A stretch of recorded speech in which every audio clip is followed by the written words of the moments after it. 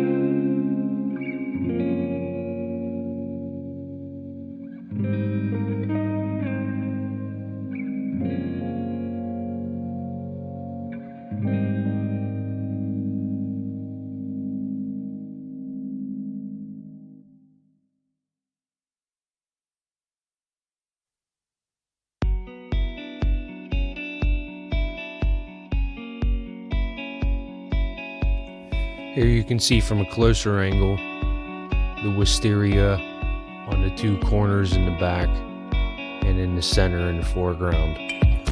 This plant really didn't take well when I first put it in this tank, and pretty much all melted away, and I had one small little piece left, and I managed to get it to start in the front right corner just behind the Java fern and has since exploded, and now I've split it 4 times.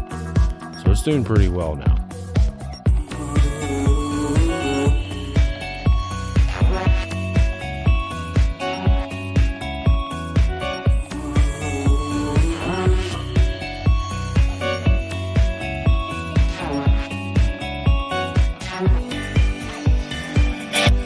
Here you can see how the grass has grown so tall that it now lays over the top of the tank and drapes down the front.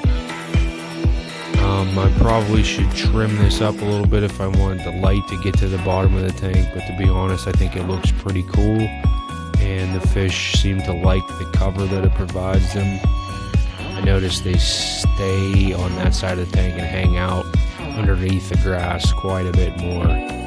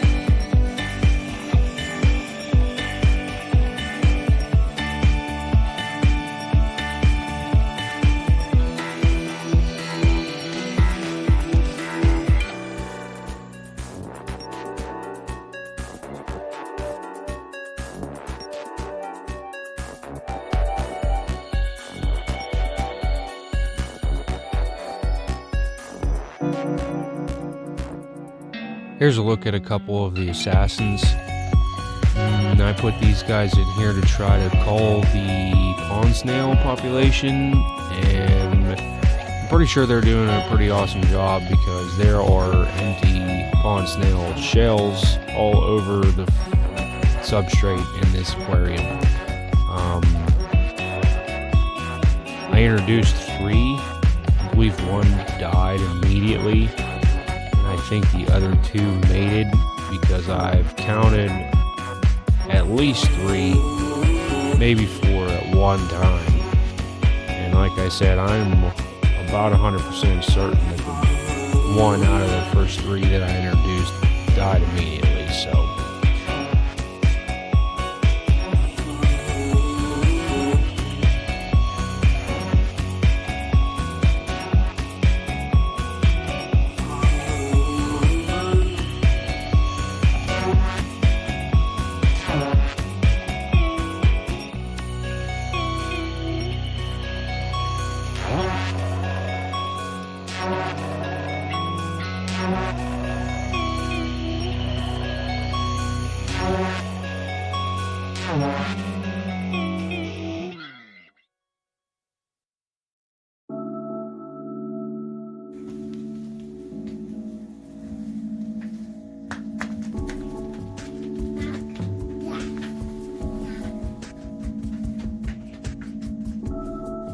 Dolphins are stupid. Dude, dolphins are like the 2nd smartest animal on the planet. Right. If they're so damn smart, how come they get caught in those fishing nets all the time? What?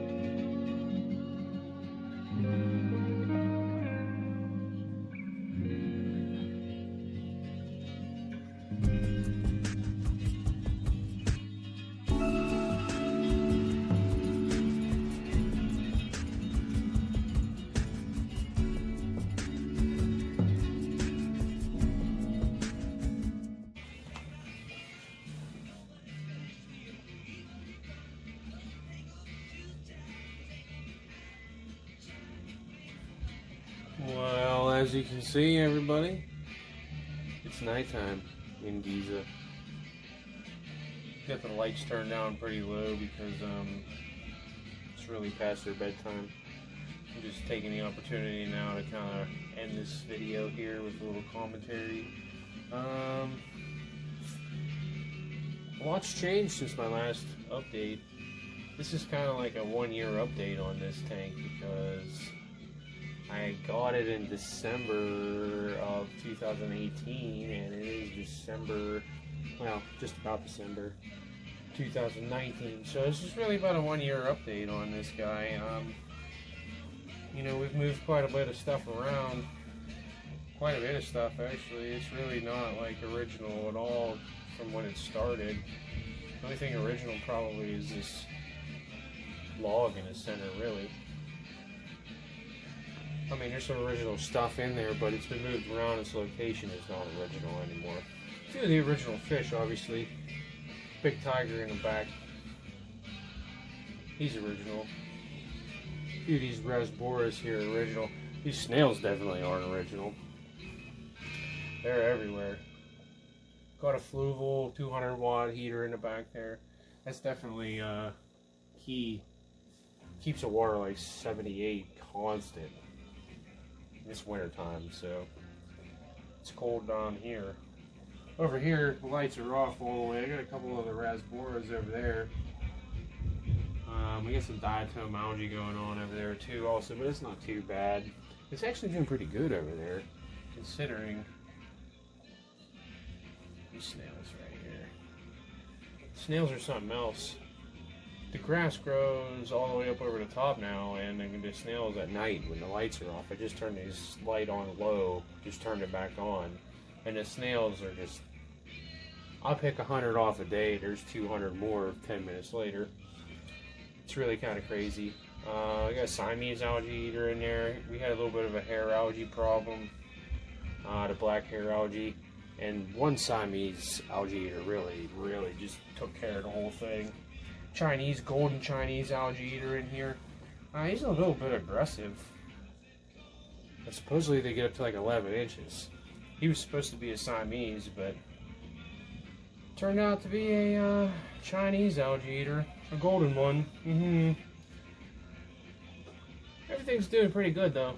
No longer using the cartridges for the Aquarium filter. They're too pricey, and the carbon and the filter floss that is involved with them is just kind of a waste. So now I'm going with some filter floss.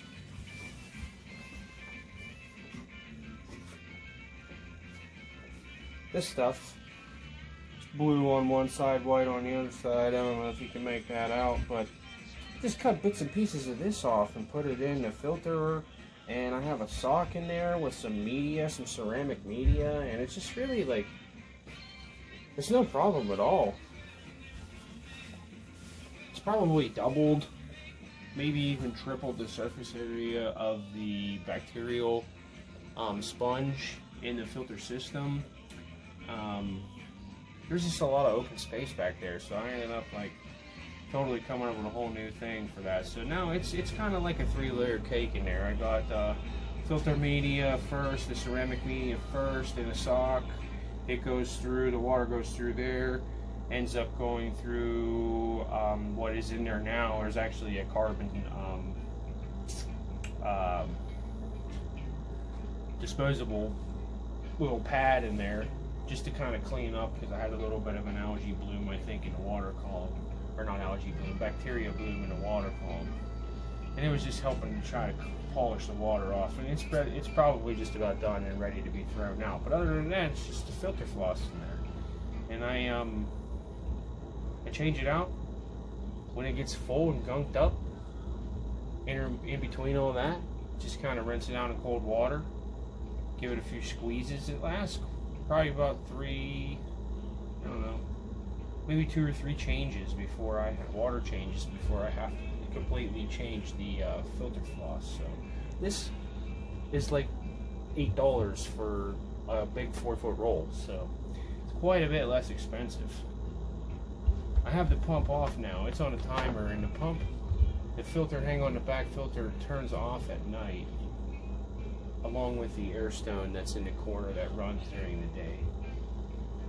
This sponge filter runs all night long, all day, 24/7, which that's a new item also, the sponge filter. We have a sponge filter over here in the old poo-poo tank. New light, Fluval Aqua Sky. It's pretty cool. You have the app on your phone where you can change all the hues, change the color temperature from warm to cool, change the brightness. Obviously there's a timer. They updated it. There's some new features where you can have up to 10 time points set where you can change it. You know, you can get real wacky. Not really that necessary, but it's fun to keep it interesting, change things up a little bit. Right now, like I said, it is past their bedtime, and I do have the lights on a little bit low to finish out this video. But as of right now, that's all I got for you. Hopefully everything's good in your systems. This one's doing okay. Can't really complain too much at the moment, so that's good news, I guess, all the way around. I'm gonna give a shout out to a couple buddies of mine, Peck Tech and LRB Aquatics, for liking my comments on YouTube. I mean, it's the little things that make you happy in life, you know? So, anyway, from me and the fishes, I'm Barry Heaver, and be grateful. And we'll talk to you again next time. Thanks, guys.